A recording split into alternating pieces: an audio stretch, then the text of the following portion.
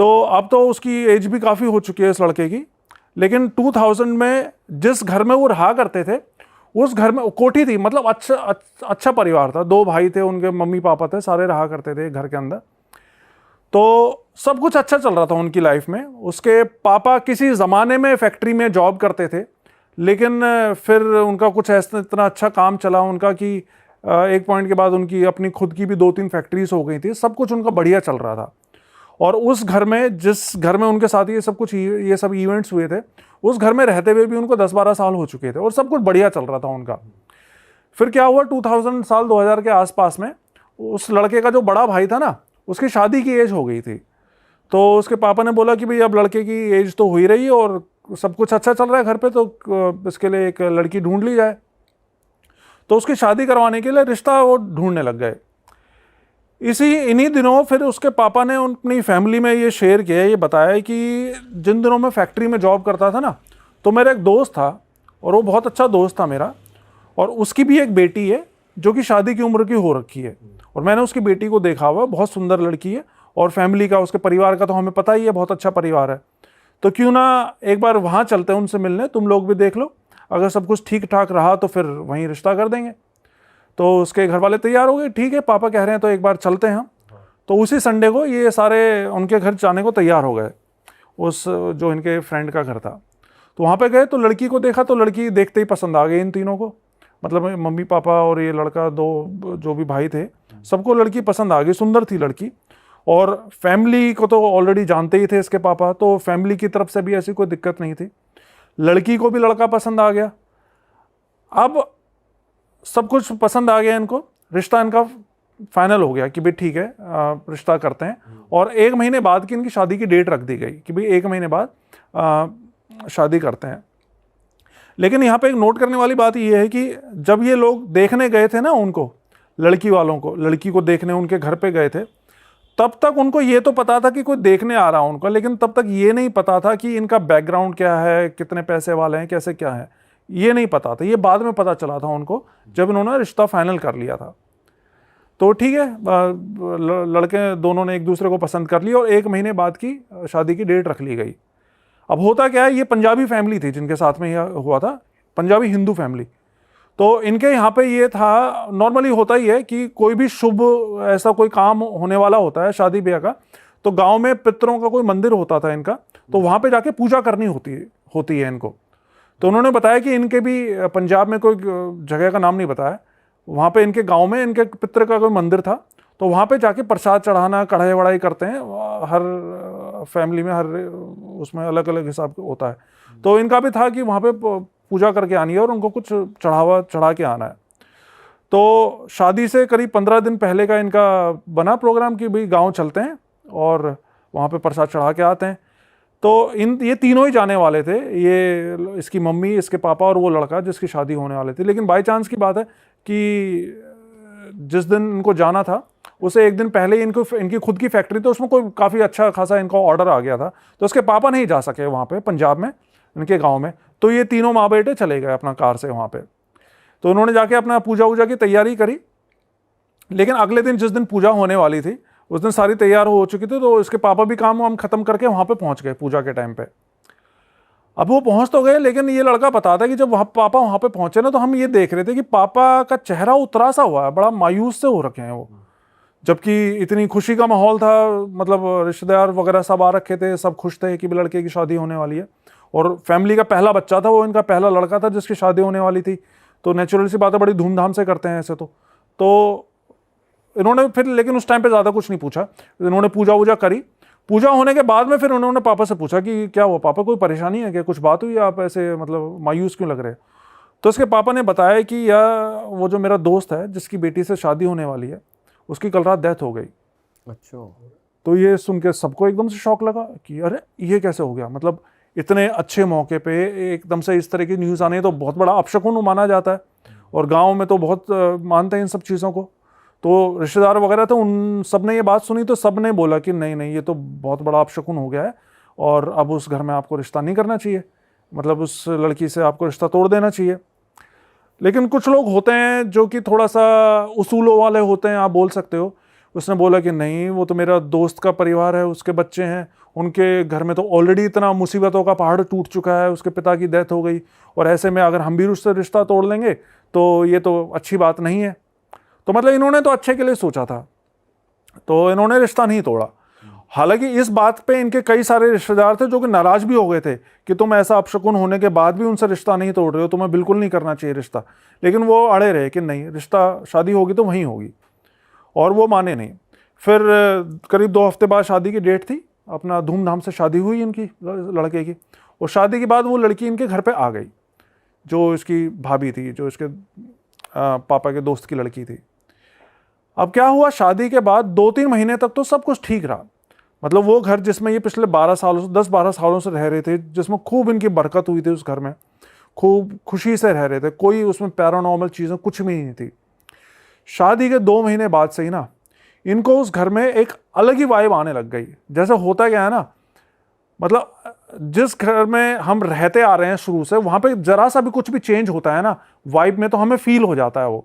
तो ये बताता है कि हमें वहां पे डर लगने लग गया था 2 महीने बाद से, जैसे कि कुछ बहुत गलत हो रहा है, कुछ गड़बड़ होने वाला है। अपने ही घर में डर रहे, अपने घर में उनको डर लगने लग गया।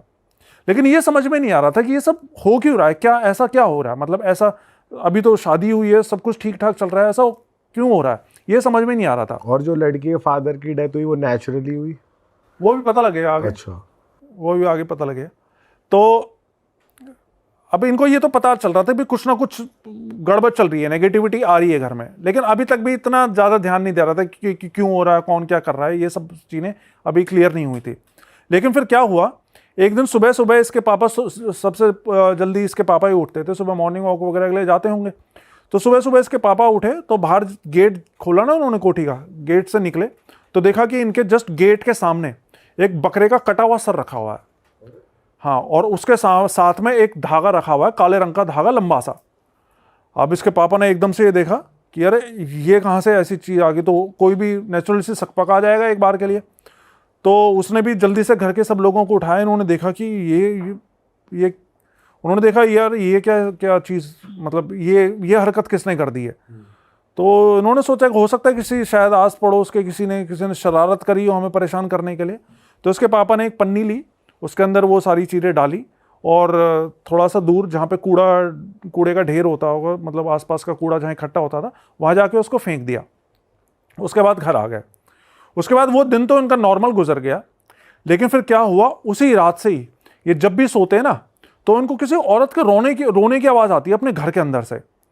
मतलब ये पता होता था कि घर के अंदर से, काफ़ी बड़ा घर था इनका, कोठी थी अच्छी खासी, तो ये पता था कि घर के अंदर से रोने की आवाज़ आ रही है, लेकिन कौन से कमरे से आ रही है, कहाँ से आ रही है, ये पता नहीं चलता था। और सभी को एक साथ आती थी या एक एक करके आई सब? नहीं, अब ऐसा ये तो नहीं बताया उसने कि भाई एक एक करके आई, लेकिन रात में आवाज़ सबको सुनती थी, आवाज़ सुनती सबको थी। इनको पता चलता था कि इनके घर में कोई औरत रो रही है। और ये जो हस्बैंड वाइफ जो नई वो आई थी, उसका बिहेवियर नॉर्मल था बिल्कुल? अभी तक बिल्कुल नॉर्मल था, मतलब अच्छी फैमिली टाइप में रह रहे थे वो, पति पत्नी का आपस में हाँ, सही था, बिल्कुल सही था, उनमें कोई प्रॉब्लम नहीं आई थी। तो रात में ये सब चीज़ें होने लग गई। तो 3-4 दिन तक तो इन्होंने इग्नोर किया कि भाई शायद हो सकता है बाहर से आ रही है आवाज़ें। लेकिन जब 3-4 दिन तक हर रात में इनके घर में रोने की आवाज़ें आती रही, तो इसके पापा का एक कोई फ्रेंड हुआ करता जो कि अच्छा खासा तांत्रिक, बताते हैं काफ़ी अच्छा तांत्रिक था, वो बड़ा तांत्रिक था। तो फिर एक दिन इसके पापा ने उस फ्रेंड को बताया कि भाई हमारे घर में पिछले कुछ दिनों से ऐसा ऐसा हो रहा है, और जिस दिन हमारे घर के गेट के पे वो सर रखा मिला था, उस दिन के बाद से ये सब चीज़ें हो रही हैं।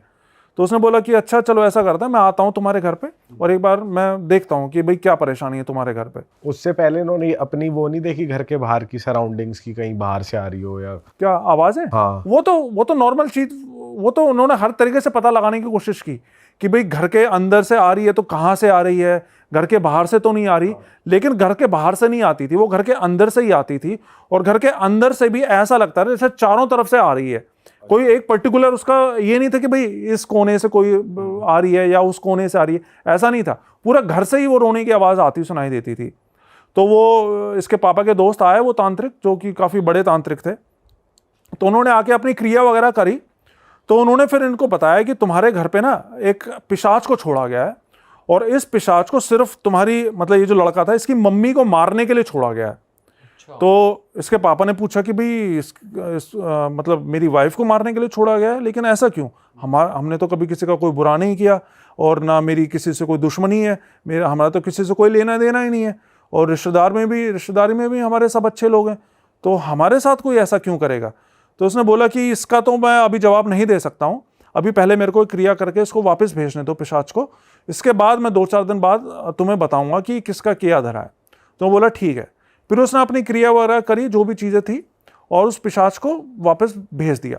और पिशाच को भेजने के लिए कई तरह की चीज़ें भी उन्होंने मांगी थी, मिठाइयाँ, कई तरह की मिठाइयाँ, जो भी नॉर्मल तांत्रिक क्रियाएं होती हैं, उस तरीके से करके उन्होंने पिशाच को वापस भेज दिया। अब क्या हुआ, ये 3-4 दिन बीत गए, इसके बाद से वो रात में जो रोने की आवाज़ आती थी ना, वो आनी बंद हो गई। अब फिर से पहले जैसा सब कुछ नॉर्मल हो गया। लेकिन फिर 3-4 दिन बाद क्या हुआ, फिर से एक सुबह इसके पापा सो के उठे ना, तो इनका जो दरवाजा था, जो मेन गेट, वो खोल के जैसे बाहर निकले तो देखा कि सामने फर्श के ऊपर एक हरे रंग का बड़ा सा कपड़ा रखा हुआ है, और उसके ऊपर मांस के लोथड़े से पड़े हुए हैं और खून के छींटे पड़े हुए हैं वहां पे। तो वो देखते ही ये फिर से समझ गए कि भाई ये तो फिर से किसी ने कोई गड़बड़ कर दी है। लेकिन पिछली बार जो ये तांत्रिक दोस्त आए थे ना इनके, उन्होंने इनको ये बोला था कि भाई तुम्हारे घर पे अगर इस तरह की कोई भी चीज़ दोबारा से हो ना, तो इन चीज़ों को छूना मत तुम, ये छूना ठीक नहीं रहता। तो उसने ना छुआ नहीं, बल्कि पीछे वाले गेट से निकल के अपनी कार लेकर अपने उस दोस्त के पास पहुंचे और उसको जल्दी से लेकर आ गए अपने घर पे। तो वो इनका वही तांत्रिक दोस्त वापस से आया इनके घर पे, देखा कि भाई वो सब चीज़ें वहाँ पे रखी हुई हैं, तो उसने अपने जो भी क्रिया वगैरह थी, मंत्र वंत्र थे, वो पढ़ने शुरू कर दिए। लेकिन इस बार क्या हुआ, जैसे ही उसने मंत्र पढ़ना शुरू करा ना, उसको खून की उल्टी हो गई वहीं की, अरे भाई तांत्रिक को। और जबकि वो अच्छा खासा शक्तिशाली तांत्रिक था, उसको खून की उल्टी हो गई, और खून की उल्टी होते के साथ ही वो तो उल्टे पांव वहीं से भाग गया। उसने कहा कि भाई मैं अभी कुछ नहीं कर सकता हूँ, मेरे को यहाँ से जाना होगा, और वो फिर वहाँ से घर से भाग गया। अब वो चला गया तो वो तो सब चीज़ें वहीं पड़ी थी, मांस के लोथड़े उथड़े अभी भी घर के सामने पड़े हुए थे। फिर ये बताता है कि इसके पापा ने फिर से एक पन्नी ली और वो सब चीज़ें उठाई, एक पन्नी में बांध के साथ में जो गंदी नाली थी उसमें फेंक दिया। लेकिन फिर उसी रात को इनके साथ में पता है क्या हुआ, रात में जब ये लोग अपने अपने कमरों में सो रहे थे ना, तो इनको घर के बाहर जो इनका वो तो हॉल था, जहाँ पे इनकी सारी डाइनिंग टेबल कुर्सियाँ उर्सियाँ रखी हुई थी, इनके सारी की सारी चीज़ें ऐसे उठ के मतलब ऐसे हवा में उड़ने लगी, जैसे कि उठा के उनको पटक रहा हो बुरी तरह, दीवारों से टकराने लगी, चकनाचूर होने लगी, किचन में जितने बर्तन थे सारे इधर उधर होने लग गए, हवा में उड़ रही है सारी चीजें। मतलब चीज ऐसे ऐसे जैसे मैं ये जैसे कप रखा हुआ है, इस कप को मैं उठा के दीवार पे फेंक के मारूंगा ना, तो इस तरीके से हो रहा था जैसे कोई उठा के फेंक रहा है चीजों को। तो ये बताता है कि हमें उस वक्त ऐसा लग रहा था जैसे हमारे घर के अंदर पूरी कोई भूतों की भूचाल आ गया हो। हाँ, भूचाल आ गया, भूतों की पूरी फौज घुस गई है हमारे घर में, तो ऐसा लग रहा था हमको। और मदद वाला कोई था नहीं, क्योंकि एक वही थे तांत्रिक, और रात में ये मेरे ख्याल से 2-3 बजे की बात है जब इनके साथ में ये सब हो रहा था। तो जैसे तैसे पूरे मतलब एक कमरे के अंदर सारे के सारे दुब के रहे, और फिर जब सुबह दिन निकला ना, फिर इन्होंने जाके हॉल में देखा तो पूरे हॉल का सामान सारा तहस नहस हुआ पड़ा था। तो इसके पापा फिर से उस अपने दोस्त के पास गए, क्योंकि इनको समझ में आ गया था कि भाई ये तो कोई बहुत ही बड़ी मुसीबत घर में घुस गई है। तो ये अपने दोस्त के पास गए, तो दोस्त के पास गए तो देखा कि उसकी तो वैसी मरने की जैसी हालत हो रखी थी उसके दोस्त की, मतलब उसकी ऐसी हालत हो रखी थी वो बोल भी नहीं पा रहा था ठीक से। तो इसने अपने दोस्त को बताया सारी बात कि जी हमारे घर में तो ऐसा ऐसा हुआ, हमारा तो सारा सामान तहस नहस हो गया, और तुम भी वहाँ से उस दिन भाग गए थे, तो कुछ तो बताओ हमारे घर में ऐसी कौन सी चीज़ घुसाई है, कुछ तो हमारी मदद करो। तो उसने तांत्रिक ने बताया कि तुम्हारे घर में कोई भूत वूत नहीं आया है, तुम्हारे घर में एक सुलेमानी जिन को छोड़ा गया है। एक जिन है, सुलेमानी जिन, हाँ, जिन्नात की भी अलग अलग कैटेगरीज होती हैं, उसमें एक सुलेमानी जिन बताया जाता है। जब मैंने ये स्टोरी सुनी थी ना, तब मेरे को एक अलिफ लैला, आपको याद आता हो शायद, याद होगा, तो आया करता था अलिफ लैला, उसमें हुआ करता था एक कैरेक्टर सुलेमानी जिन। वो सुलेमानी जिन बताते हैं ऐसा कि ये जिन्नों का सरदार होता है, और उसमें बहुत बहुत ताकतवर होता है, ये मतलब बहुत शक्ति होती है, इसको हराना बहुत मुश्किल होता है, इसको काबू में करना। तो उसने बताया कि ये सुलेमानी जिन है और इसको कोई काबू में नहीं कर सकता, और ये तुम लोगों की मौत बन के आया है, इसको सिर्फ तुम लोगों को मारने के लिए भेजा गया है यहाँ पे, और इससे अब तुम लोग बच नहीं सकते। तो उसके पापा ने उसको बोला कि भाई मेरे तो बच्चे हैं साथ में, मेरी तो फैमिली है, अगर तुम ही कुछ ऐसे बोलोगे तो फिर मैं कहाँ जाऊँगा। तो उसने बताया कि भाई देखो मैं तो कुछ नहीं कर सकता हूँ, लेकिन चूंकि तुम्हारी पूरी फैमिली की ज़िंदगी का सवाल है तो मैं तुमको एक रास्ता बता सकता हूँ। उसने बताया कि शिमला में एक जगह पड़ती है नालागढ़, और वहाँ पे एक बाबा है जिनको पीपल वाले बाबा करके बुलाया जाता है। तो उसने बोला कि वो एक अघोरी बाबा है, अगर तुम जा सकते हो तो जल्द से जल्द उन बाबा के पास जाओ। अगर तुम्हारी कोई जान कोई बचा सकता है ना तो सिर्फ वही बचा सकता है, नहीं तो तुम्हारा बचना बहुत मुश्किल है। और अगर आने वाली पूर्णिमा या अमावस्या पता नहीं क्या बताई थी, तब तक ये तुम सबको एक एक करके मार डालेगा। क्योंकि इसको ऐसा नहीं है कि तुम लोगों को परेशान करने के लिए या तुम्हारा बिजनेस चौपट करने के लिए भेजा गया है, इसको सिर्फ तुम लोगों को मारने के लिए ही भेजा गया है। वैसे अभी तक किसी फैमिली मेंबर को कुछ वैसे कुछ नहीं हुआ? नहीं, अब नहीं, अभी फिजिकल हार्म फैमिली में किसी को नहीं हुआ था, लेकिन वो पहले वाला जो पिशाच था उसके लिए उसने बताया था कि माँ को मारने के लिए भेजा है। लेकिन ऐसा अभी तक सेफ थे, मतलब मरे नहीं थे, कोई भी फैमिली में डेथ नहीं हुई थी। तो उसने कहा कि एड्रेस दिया उसका बाबा का, तो ये लोग उसी शाम को फिर वहाँ पे नालागढ़ जाने के लिए निकल गए। मतलब जो इनका बड़ा वाला लड़का था जिसकी शादी हुई थी कुछ दिन पहले, और उसके पापा, ये 2 लोग गए थे। बाकी इसकी मम्मी और छोटा वाला लड़का और इसकी भाभी, वो तीनों घर पे ही थे। तो रात में ही निकल गए, और अब दिल्ली से तो शिमला जाने में काफ़ी कई घंटे लग जाते हैं ना। तो रात में फिर एक जगह ये लोग थोड़ा सा रेस्ट करने के लिए, कुछ खाना वाना खाने के लिए एक ढाबे पे भी रुके थे। और ये बताते हैं कि इस ढाबे पे ये रुके, खाना वाना खाया, लेकिन उसके बाद जब इन्होंने गाड़ी स्टार्ट करी तो इनकी फिर गाड़ी भी स्टार्ट नहीं हो। मतलब इन्होंने, ऐसा नहीं था कि उस गाड़ी में कोई खराबी थी या कोई पुरानी गाड़ी थी, अच्छी भली गाड़ी थी, चलती कंडीशन में थी, बिल्कुल अच्छे से चला के लाए थे, लेकिन वहाँ पे इनकी गाड़ी स्टार्ट होने का नाम नहीं। मतलब 1 घंटा लग गया इनको, हर तरह की कोशिश कर ली, लेकिन गाड़ी स्टार्ट नहीं हो रही इनकी। फिर इसके पापा ने किसी तरह अपने गाड़ी के अंदर हनुमान चालीसा वगैरह लगाई, तो इनकी गाड़ी अपने आप स्टार्ट हो गई। और मतलब ये सुनने में थोड़ी सी फिल्मी बात लग सकती है कि हनुमान चालीसा चला, लेकिन ऐसा होता है।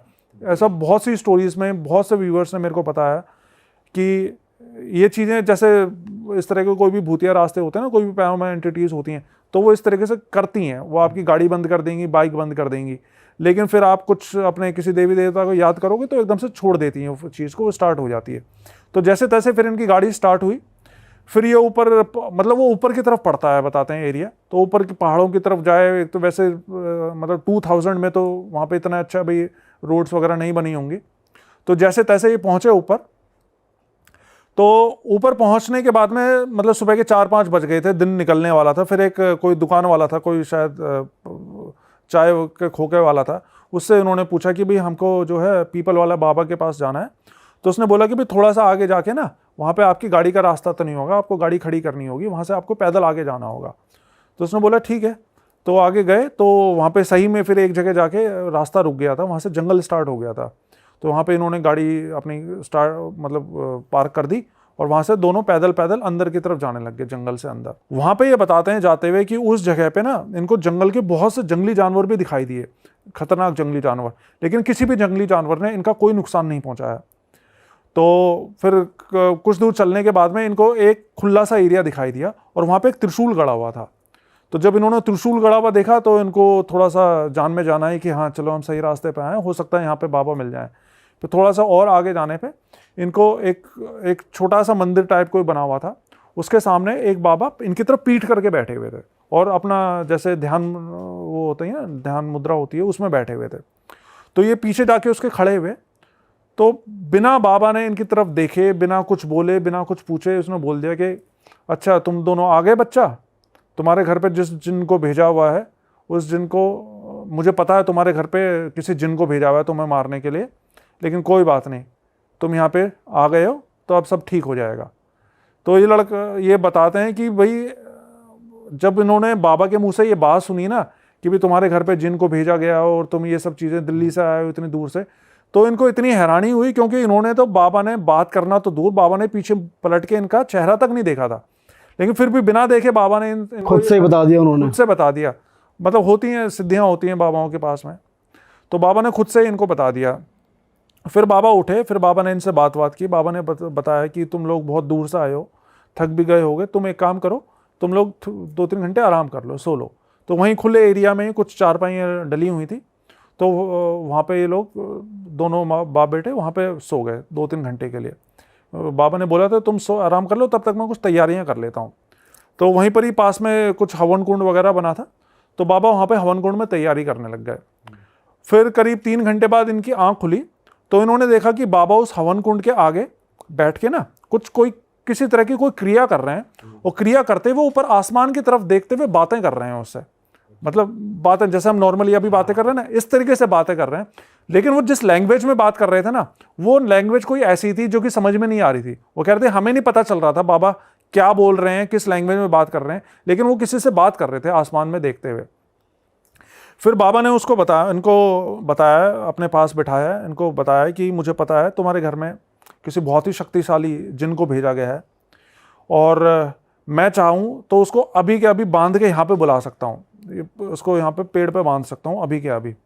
लेकिन उसको पकड़ने से, उस जिन को पकड़ने से तुम्हारी समस्या का समाधान नहीं होगा, क्योंकि इससे पहले तुम्हारे घर में पिशाच को भेजा गया था, अब जिन को भेजा गया है। अगर इस जिन को मैं पकड़ भी लूँगा तो हो सकता है 10 दिन बाद कोई नई चीज़ भेज दी जाए। तो ये तुम्हारी समस्या का इलाज नहीं है, तुम्हारे घर का पक्का इलाज करने के लिए मुझे तुम्हारे घर पर ही जाना होगा। तो उसके लिए तुम एक काम करो, तुमको मैं कुछ चीज़ देता हूँ, ये चीज़ें अभी फ़िलहाल अपने साथ लेकर जाओ और मैं तुमको तुम्हारे घर पर ही मिलूँगा। तो उन्होंने बोला ठीक है बाबा, आप बताइए क्या क्या करना है हमें। तो बाबा ने इनको धागे दिए, काले धागे, 2 काले धागे दिए, बोला कि अभी जाते हुए ना दोनों एक एक अपनी जेब में रख लेना, और कुछ थोड़ी सी राख दी उसको, जिसको भभूत बोलते हैं हवन की, कि ये साथ में अपनी गाड़ी में रख लेना, इससे तुम्हारी गाड़ी बंद नहीं होगी रास्ते में। तो उन्होंने बोला ठीक है। लेकिन जाते हुए उसके पापा ने फिर से पूछा बाबा से कि बाबा हमारी तो किसी से कोई दुश्मनी नहीं है, ना हमने किसी का कुछ बुरा किया, किसी का कुछ बिगाड़ा, तो हमारी जान के पीछे कोई क्यों पड़ा हुआ है। तो बाबा ने बोला कोई बात नहीं, फिक्र मत करो बच्चा, तुम्हारे सारे सवालों के जवाब मिल जाएंगे, मैं तुम्हारे घर पे आऊँगा, उसके बाद तुम्हें सब सवालों के जवाब मिल जाएंगे। तो इसके बाद सुबह सुबह का ही टाइम था, वो ज़्यादा देर नहीं हो रखी थी। तो वहाँ से निकले घर के लिए, और शाम के टाइम पे जब ये पहुँचे घर पे, तब तक अंधेरा होने वाला था। तो जब ये पहुँचे ना घर पे अपने, तो देखा कि जो इनके घर के सामने एक पार्क था, तो वो बाबा ऑलरेडी उस पार्क में बैठे हुए हैं। अच्छा, इनके पहुंचने से हाँ, पहले? इनके पहुंचने से पहले। तो ये देख के इनको और हैरानी हुई कि अरे ये बाबा, मतलब बाबा ने इनका एड्रेस नहीं पूछा था, बाबा ने सिर्फ ये बोला था तुम पहुंचो घर, मैं तुम्हारे घर पर ही मिलूंगा। और बाबा इनके पहुंचने से पहले इनके घर पे पहुंच गए। तो वाकई में कोई बहुत ही सिद्ध बाबा रहे होंगे। तो फिर इन्होंने देखा कि बाबा तो वहीं पार्क में बैठे हुए हैं, तो उन्होंने बाबा को पूछा अरे बाबा आप यहाँ पे कैसे पहुँच गए। बाबा ने बोला कोई बात नहीं बेटा, मैं तुम्हारे लिए ही आया हूँ, चलो अब तुम लोग घर के अंदर जाओ, लेकिन अंदर जाने से पहले ये धागा और ये भभूत मेरे को वापस कर दो। तो बाबा ने इनसे ले ली वो चीज़, और बाबा ने बोला तुम अंदर चलो, मैं आता हूँ 5 मिनट बाद। फिर ये सारे दोनों अंदर गए। तो अंदर जाके ये बताता है कि सिर्फ पापा ने देखा कि भाई मेरा छोटा बेटा और जो है बहू और वाइफ बिल्कुल ठीक है, क्योंकि डर तो रहता ही है कि भाई कहीं हमारे पीछे से उनके साथ में कुछ ऐसा ना हो गया। तो उसने देखा कि भाई तीनों बिल्कुल ठीक हैं, सही सलामत है, तो थोड़ा सा उनको और जान आई उनकी। फिर 5-10 मिनट बाद वो बाबा आए इनके घर पे।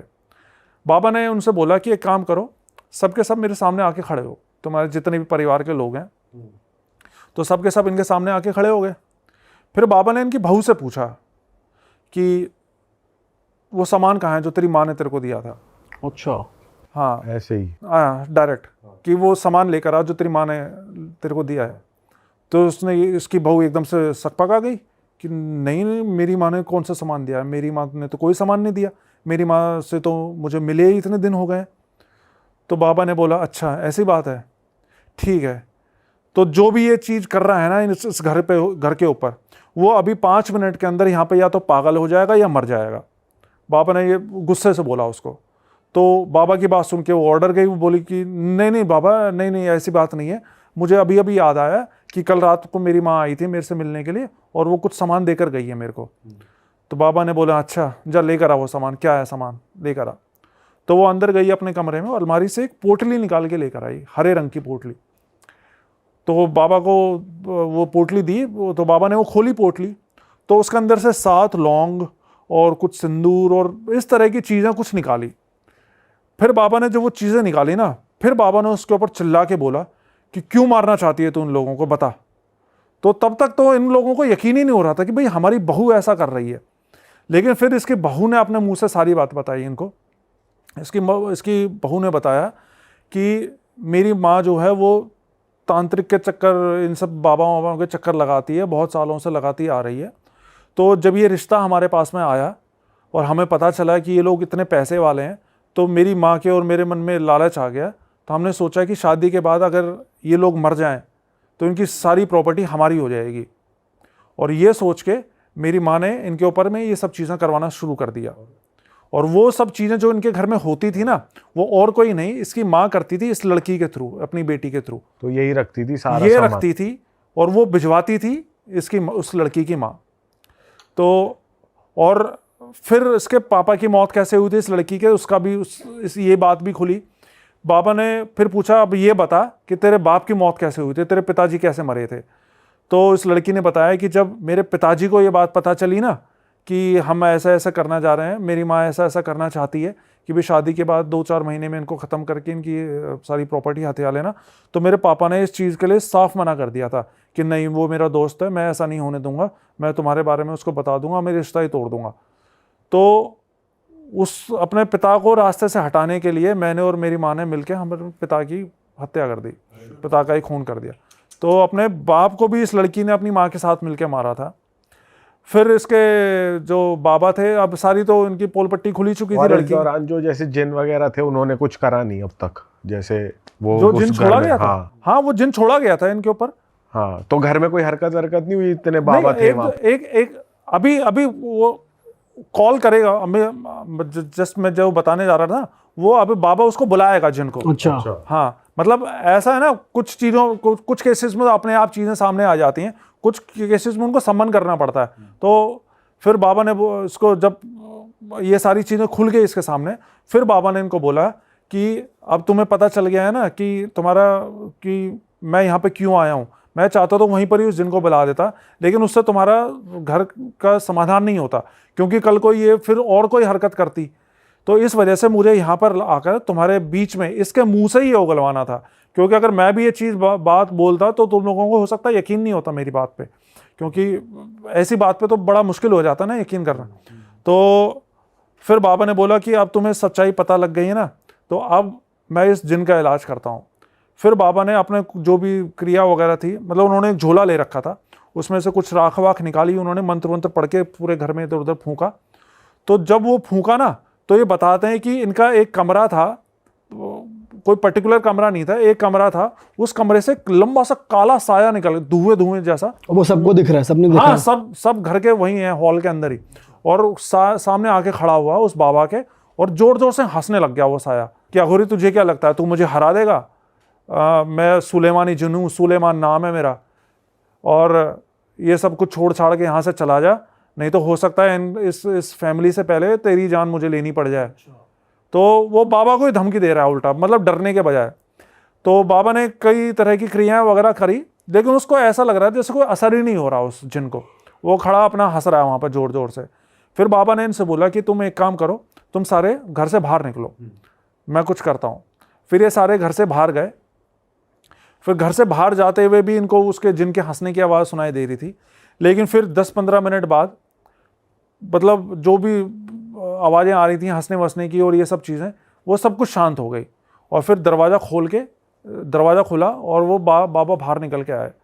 तो ये बताते हैं जी कि जब हम बाहर खड़े हुए थे तो हमें यही लग रहा था कि कहीं बाबा के साथ ही कुछ गलत ना हो जाए कि इतना ताकतवर जिन है। लेकिन जब दरवाज़ा खोल के बाबा बाहर आए तो थोड़ा सा हमारी भी जान में जान आई कि चलो सब कुछ ठीक हो गया है। फिर बाबा ने इनको बताया कि मैंने उस जिन को पकड़ लिया है, लेकिन मैंने उसको मारा नहीं है, मैंने उसकी जान बख्श दी है इस शर्त के ऊपर कि जिसने उसको भेजा है वो उसी की जान लेगा। तो ये बात सुन के वो लड़की रोने लग गई कि इसको तो मेरी माँ ने भेजा है और ये मेरी माँ की जान ले लेगा।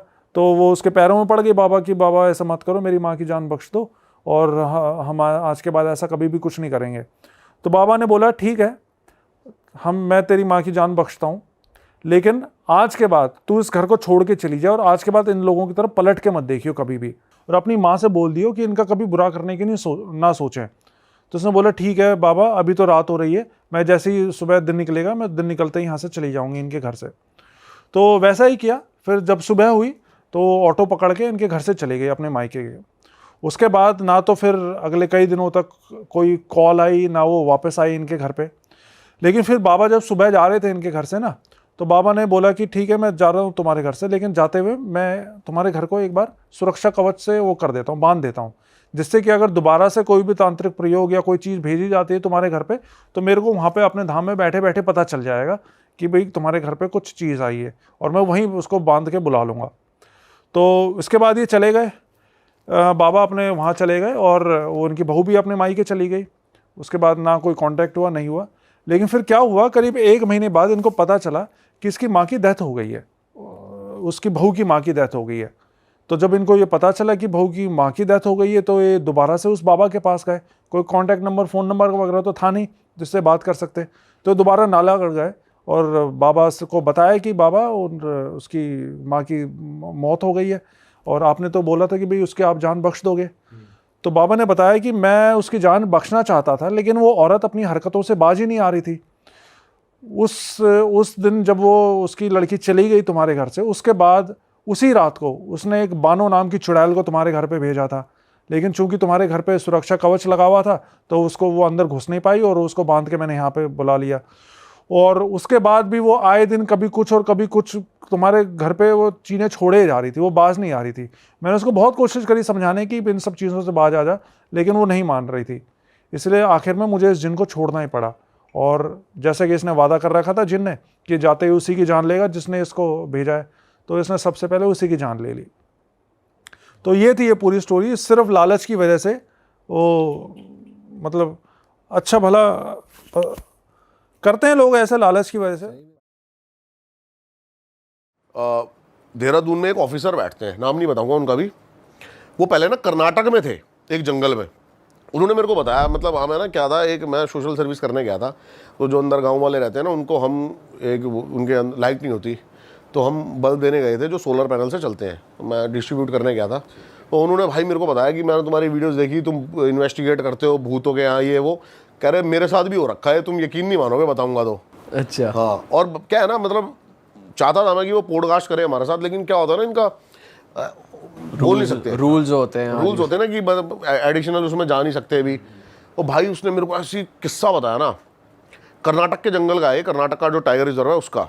कह रहा मेरी उसमें पोस्टिंग थी, पोस्टिंग हुए ना उसको 2-3 दिन ही हुए थे। अब रेंज ऑफिसर बंगला मिलता है इनको बढ़िया। अब जितने भी बंगले बने हुए ना भाई फॉरेस्ट रिजर्व में, ये सारे ब्रिटिशर के टाइम के हैं। चाहे मैंने आपको बताया था एक जगह तो हम भी गए थे, जोलासल, ये सब ये सारे ब्रिटिश टाइम के बने हुए हैं। पूरे इंडिया में या कुछ पूरे इंडिया में अंदर जो बने हुए ब्रिटिश टाइम के ही बने हुए हैं। शिकार विकार गाह ये हुआ करते थे पहले, या फिर जो इनके कंट्रोल करते थे, मतलब फॉरेस्ट ऑफिसिंग जो भी चलाते थे। अब तो ये क्या है, ये WWF चलाता है पूरा इनको, बाहर की जो वर्ल्ड वाइड फेडरेशन है जंगल्स को, टाइगर रिजर्व्स को। चाहे वो इंडियन रूल्स आपको पता है, वैसे इंडियन गवर्नमेंट का कोई वो नहीं है इसके अंदर, इन्वॉल्वमेंट है ही नहीं टाइगर रिजर्व्स में। अच्छा, नेशनल पार्क्स तक है, ओके। कैटेगरी है ना काफी सारी, फॉरेस्ट, नेशनल पार्क और फिर जंगल्स और ये फिर टाइगर रिजर्व। टाइगर रिजर्व जो प्रीशियस है बहुत, उसकी जो सिक्योरिटी है ना भाई, उसकी सिक्योरिटी अलग लेवल है। जो भी टाइगर रिजर्व बन चुके हैं, अभी हमारा पीलीभीत भी टाइगर रिजर्व भी ही बना है। कॉर्बेट तो शुरू से था ही टाइगर रिजर्व। ये बाहर की ऑर्गेनाइजेशन है जो पूरे साउथ अफ्रीका जो मेन जंगल्स को कंट्रोल करती है, और एंटी पोचिंग काफ़ी ज़्यादा ये चलाते हैं मुहिम की भाई, बहुत ज़्यादा। और सिक्योरिटी जो है ना अलग मिलेगी आपको टाइगर रिजर्व में। फॉरेस्ट एरिया में ऐसी कोई भी घूमता दिख जाएगा आपको, टाइगर रिजर्व में घूमता कोई नहीं दिखेगा आपको। बफर जोन तक ही रह सकते हैं, जैसे ही आप कोर एरिया में घुसे शूट एंड साइट। अच्छा, अलग लेवल की सिक्योरिटी, अलग लेवल की, मतलब पैसे फूके हुए हैं भाई। हर पेड़ों पे अंदर जाके कैमरास लगे हुए हैं, ट्रैप कैमरास हैं, बहुत बहुत ज़्यादा सिक्योरिटी करी गई है। अभी हम जिस जंगल में गए थे उसमें इतनी सिक्योरिटी थोड़ी थी, आपने देखा होगा। हाँ, जिस जंगल में तो नहीं थे, पर आप एक जगह हमें टाइगर साइटिंग के लिए लेकर गए थे, वो वाला एरिया टाइगर रिजर्व में आया है अभी। वो आधा एरिया टाइगर रिजर्व में और आधा एरिया जो था वो फॉरेस्ट में था। तो बट हम तो गए थे, जो चीज़ लीगल है हम तो वहीं तक गए थे ना, जो बफर जोन है, या थोड़ा आगे चले गए थे। हम तो भाई थोड़ा सा अंदर गए थे। अच्छा, पर बहुत बढ़िया था भाई वो भी यार, वो भी बहुत सही चीज दिखाई आपने। वाला ऐसा नहीं है कि हमने कुछ देखा, बट वो फीलिंग मजा भाई पता चल रहा था। मेरे को गालियां देने लग गए थे, कह रहे थे मैं 6 घंटे की ड्राइव हो गई है, पता नहीं चला भाई। लेकिन वो एरिया ऐसा था, हम शूट के बाद जो पॉडकास्ट हमने करा रिकॉर्ड नहीं कर पाया यार उसको। और दूसरी बात तो रिकॉर्ड, मैंने बड़े प्यारे व्लॉग बनाए थे वहाँ के, वो मेरे से डाटा ही मेरे से डिलीट हो गया गलती से। Oh shit. अच्छा हाँ, आप रिकॉर्ड तो कर रहे थे थ्रू आउट। सारा मैंने तो थंबनेल तैयार करवा दिया था तगड़ा, ओह वो सारा डाटा डिलीट हो गया। और रात को भी मैं उस रोड को रिकॉर्ड कर रहे थे थोड़ा थोड़ा, सारा डाटा रिकॉर्ड। वो क्या था ना, गाड़ी भी किसी और की थी, उसमें डैश कैम भी नहीं था। उस रोड पे ही लग रहा था कि कोई ठीक है लेपर्ड वेपर्ड देखने निकले, कुछ और ना दिख जाए, भाई कोई उस रोड की तो साया ना मैंने दिख आपको जाए। पहले सुनाया था ना कि मेरे को एक बंदा दिखा था जो रोड पे लेटा हुआ था, वो वही है। वो वही रोड थी। आपने उस रोड की वाइब्रेशन देखी थी, क्या वाइब्स थी। हमें आपको पूरे जंगल एरिया में 40 किलोमीटर हम गए थे और 40 किलोमीटर सिर्फ जंगल, एक भी गाड़ी नहीं दिखी होगी। हाँ, वो तो हमारा लक उस दिन नहीं था कि हमें टाइगर नहीं दिखा। पर भाई फील पूरी आई थी भाई, पूरा मजा आया। फील तो पूरी है, बहुत तगड़ा। हर मोड़ पे, हर उस पे चलते चलते लग रहा था अब दिखेगा, अब शुभम भाई दिखेगा। तो जैसे हम पीलीभीत पहुंचे थे कहने लगे भाई घुमा लो। भाई हम पहुंचते पहुंचते ऐसी जगह पहुंच गए और भाई वहां कोई हमें मार के डाल देता तो भी ना मिलते हम, इतनी वो सुनसान भाई थी। हम नहीं तो वैसे गाड़ी गए। लेके चले, आप तो गाड़ी चला जा रहे थे। अच्छा ठीक है, मेरे पास लोकेशन थी हमारे रिजॉर्ट की, तो मैं देख रहा था अब हम कितनी दूर जा चुके हैं अपने रिजॉर्ट से। मैं तो बार बार वो देख रहा था। मैंने दूर चले गए थे हम। भाई हम चले गए थे 2.5-3 घंटे दूर, अब 2.5 घंटे वापस आना वहां से। वहां से हम 180 किलोमीटर दूर थे।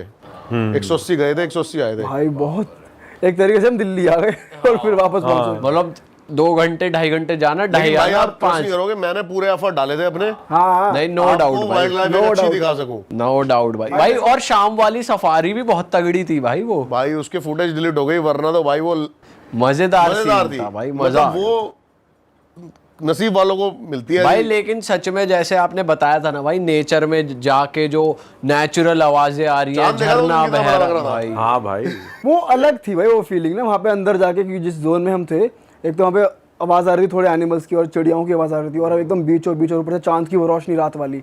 जैसे ही भाई हम गाड़ी रोकी हमने रिजॉर्ट के बाहर, भाई तो गाड़ी खोल लिया। कह रहे भाई हम जा रहे हैं सोने। भाई हो ही गया था, थक गए थे भाई। मैं तो भाई उसके बाद भी 3 घंटे बाद आया था। आपको दिख गया था ना उसके लेपर्ड बाद? दिखा था, हाँ, लेकिन लेकिन हमको प्रॉपर थोड़ी दिखा था, आप कह रहे थे मुझे। एक बस रोड क्रॉसिंग दिखी थी, इतना ही दिखता है भाई। आपको लेपर्ड ऐसे थोड़ी दिखेगा, आपको ऐसे बैठा है आजा भाई, हाँ सही बात है। क्रॉसिंग ही दिखेगी एकदम से ही, इतने चटक होते हैं। तो भाई उस पे आते दोबारा फॉरेस्ट वाले पे। अब क्या हुआ भाई, बंदा मेरे को कहता मेरा कर्नाटक में हुआ, दूसरा तीसरा दिन था, और मेरे को ना मेरे रूम्स में ना अलग अलग चीज़ें फील होने लगी, जैसे कि हवा चल नहीं रही, खिड़की बंद है लेकिन पर्दे हिल रहे हैं, बाथरूम में बार बार टैप ऑन हो जाना, ये सब चीज़ें फील होने लगी उसको। तो कह रहा है एक दिन है ना हम नाइट पेट्रोलिंग पे निकले। अब नाइट पेट्रोलिंग पे एक मचान थी जहाँ से काफ़ी दूर तक आप देख सकते हो कि कहीं, अब क्या होता है ना अंदर अगर एंटी पोचिंग होते हैं ना, उनको कुछ ना कुछ तो चाहिए होता है, मशाल या फिर कोई ऐसे थोड़ी बहुत लाइट, तो ये ऊपर से देख सकते हैं कि कहीं पूरे जंगल में ऐसी रोशनी तो नहीं दिखाई दे रही है। वो जाके खड़ा हुआ, बंदा देख रहा है सारी जगह पेड़ों वेड़ों पे इधर उधर कि कोई हलचल है, क्या है क्या नहीं है, और देख रहा है। उसको आवाज़ आती है एकदम से कि स्टेयर्स पे कोई चल के आ रहा है। मन में आया हुआ असिस्टेंट आ रहा है मेरा पीछे पीछे, तो उसको लगा कि मेरा असिस्टेंट आके खड़ा हो गया, तो बोलता कि यार यहाँ तो कुछ नहीं, चल अगली उस पर चलते हैं। वो देखता है कोई नहीं, कहता अभी तो आवाज़ आई थी, तो मन का बहम होगा, आगे नीचे बैठ गया। जैसे ही बैठता है आगे, तो अपने असिस्टेंट वो तो ऊपर आया था क्या अभी, तो कहता नहीं मैं तो नहीं आया, मैं तो नीचे बैठा हूँ। वो बात आई गई, सोचता है कि साढ़े दिमाग का कोई फितूर होगा, चले जाता है। वो भाई जिस रात पेट्रोलिंग हुई ना, उसी रात जाके वो जैसे अपने वहाँ पे बैठता है, वो देखता है कि एक अंदर ब्रिटिश ऑफिसर बैठा हुआ है उसके कमरे में। अब वो क्या होता है, जैसे अब ये गेट है, वो निकल रहा होता है ना, तो उसकी नज़र पड़ती है एकदम से अंदर कोई बैठा हुआ, वो पीछे आता, कोई नहीं। कहता ये क्या हो रहा है, ये तो कोई था इधर। जो वहाँ का सबसे पुराना जो रसोइया होता है उसको बुलाता है, कहता है यार अभी मेरे को एक ब्रिटिश ऑफिसर दिखाया, ये सच में है या क्या, क्या मेरा वहम है। वो कहता सर ब्रिटिश ऑफिसर आपको दिखा है, तो वो उसको बताता है कि ब्रिटिश ऑफिसर का सर भूत रहता है यहाँ पे। अच्छा, वो कहता है क्या ये फालतू की बातें, हो सकता है मेरा कोई वहम हो, ऐसी कुछ हो। अब भाई उसको है ना ये चीज़ें और ज़्यादा फील होने लग गई, रोज़ टैप ऑन हो जाना, ये ऑन हो जाना। अब उसका रसोइया जो है, अब जैसे जैसे वो ब्रिटिश ऑफिसर उसको दिखता रहता है ना, उसका रसोइया वहाँ से चला जाता है, छोड़ के बंदा मेरे को कहता है कि भाई आप ट्रस्ट नहीं करोगे कि एक टाइम ऐसा आ गया कि वो मेरे से आके कॉन्वर्सेशन करने लगा, और मैं 6 महीने वहाँ पर रहा उस पैलेस में, और रोज मैं उसके साथ ही रहता था, उसकी इंस्ट्रक्शन फॉलो करता था बूथ की। क्या बातें करते थे वो यही बताता था उसको भाई कि तू स्ट्रिक्ट रह अपने उसके लिए, अब तेरे को ये करना, मतलब कोई लूप होल ना हो, काम के वर्ड्स काम के हो। और ऐसा नहीं था कुछ उल्टा सीधा नहीं करा नहीं रहा। नहीं नहीं नहीं डरा और हुआ हाँ, और वो मतलब ऐसे कह रहा था कैजुअली कि यार मैं तो मिलता रहता था उससे, ये वो, उसने मेरे को कई कमांड दी, मैंने उसकी बातें मानता था, लेकिन मैं वहां से अगर हर उस ऑफिसर को, वो ब्रिटिश ऑफिसर दिखता था जितनी वहां पर वो रहते थे, 6 महीने के लिए, 7 महीने के लिए, 3-4, मतलब पहले जो ऑफिसर थे उनको भी दिख चुका है वो, ये सारी चीजें थी। और वो हार्म नहीं करता था किसी तरीके से या हाँ, वो सिर्फ उसको आम करता था जो अपनी ड्यूटी, भाई मतलब परेशान क्या मतलब उसको करता था, उसको मतलब छेड़ता था ताकि वो अपनी ड्यूटी करे, डराता था, जो अपनी ड्यूटी ईमानदारी से करता था। तो मैंने कहा ये मतलब वो मेरे को ऐसे बता रहा है जैसे कि उसका दोस्त यार था। तो आपने उससे पूछा नहीं कि कुछ कोई हिस्ट्री रही हो कि वो वहीं पे ही इतनी उसको भी नहीं पता थी डिटेल यार। अच्छा वो ब्रिटिश ऑफिसर के टाइम पे बताते थे कि भाई कई सारे ब्रिटिश ऑफिसर्स को जो हमारे क्रांति जो उसमें थे उन्होंने मार दिया, ये तो तब से उनकी स्पिरिट्स। अब जैसे इसका भी हमने सुना था एक बार, आपका ये कोटा में जो है ब्रिजराज पैलेस, कि इसके अंदर भी ब्रिटिशर्स रहते हैं, लोग वहाँ पे उनको मार दिया गया था। तो आज भी मतलब वो ब्रिटिश ऑफिसर जो है वहाँ के जो सिक्योरिटी गार्ड है, अगर वो सो जाता था उसको चांटे पड़ते हैं, ये सब होता है। भाई ये और वो वाले सर भी तो बता रहे थे उनको भी जो मिला था, जो रेंज ऑफिसर थे वो जिनके कहते थे हमने उनके बंगले में रहता हाँ। है। भाई पता है क्या है, इन बंगलों के ना बड़े, अब इस बार हम रुकेंगे ना, जोलासल चलेंगे, वहां पे आपको फील होगा भाई। मैं फील भाई नहीं हमें हमें बच जरूरी दो, नहीं है। हमें जानवरी दिखा देना वही बहुत है। इन चीजों से वैसे भी दूर रहना चाहिए, और आपने तो भाई खुद ही ट्राई करके देख लिया और भाई जब छोड़ सफारी दिया। में भी जा रहे थे ना, तो मेरे से पहले भाई सेफ तो है ना भाई, रात को जा रहे हैं हम, ठीक तो है ना भाई। ओ भाई यार, हम तो भाई चाहेंगे दीप भाई आप ज्यादा से ज्यादा घूमते रहो सही बात, और हमारे लिए नई नई चीजें लेकर आते रहो, लेकिन अब भाई खुद ऐसी साधना मत कर लेना एक्सप्लोर करने के मैं चक्कर तो ये में। बोलूंगा कि भाई और भी बंदे कोई ऐसी चीजें ट्राई मत करना। हाँ और सच में ये चीजें होती हैं, और भाई ये आपका कभी ना कभी आपके साथ गलत, मतलब इंसान की यार कैपेसिटी नहीं है कि वो कोई शक्तियां संभाल सके। शक्तियां संभालने वाले लोग ही अलग होते हैं, वो फिर पारिवारिक नहीं होते। मेन ये चीज है भाई, जो लोग कर रहे हैं वो भी तो फुल रूल्स एंड रेगुलेशन के साथ कर रहे हैं, कर पा रहे हैं। वो परिवार को फिर सब कुछ त्याग छोड़ के कर, बैठे हैं। हाँ। आप फैमिली में रहते हुए, ग्रस्त जीवन में रहते हुए आप ये सब चीजें नहीं कर सकते, वो कल को आपके परिवार के ऊपर पड़ जाएगी उल्टी। अरे वाह, आपने ये वीडियो यहाँ तक देख ली भाई, तुमने हमारी मेहनत सफल कर दिया, तुम ही लोग हो असली रियल हिट। और अगर आपको बहुत मजा आ रहा है ऐसी क्लिप्स में, ऐसी वीडियोस में, तो फटाफट जाइए प्लेलिस्ट पे बिंज वॉच कीजिए और सारी वीडियोस देख डालो और मौज काटो। That is it. हम मिलेंगे नए पॉडकास्ट में, नए क्लिप में। Till then bye bye, see you, take care, do subscribe.